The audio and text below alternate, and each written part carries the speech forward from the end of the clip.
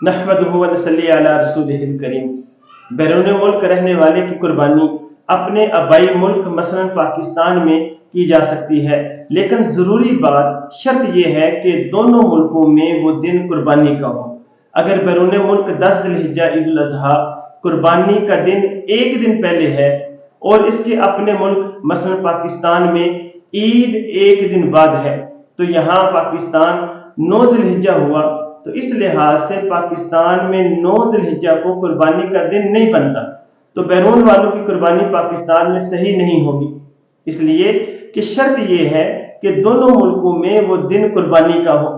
इससे अगले दिन पाकिस्तान में 10 ज़िलहिज्जा होगी और बैरून मुल्क 11 ज़िलहिज्जा। अब दोनों मुल्कों में कुर्बानी का दिन है, तो कुर्बानी सही है। उससे अगले दिन पाकिस्तान में 11 ज़िलहिज्जा होगी और बैरून मुल्क 12 ज़िलहिज्जा, तो उस दिन भी कुर्बानी सही है, इसलिए कि दोनों मुल्कों में कुर्बानी का दिन है।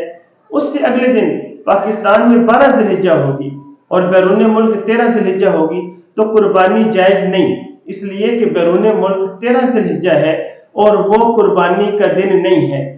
लेकिन पाकिस्तान में 12 ज़िलहिज्जा है और वो कुर्बानी का दिन है।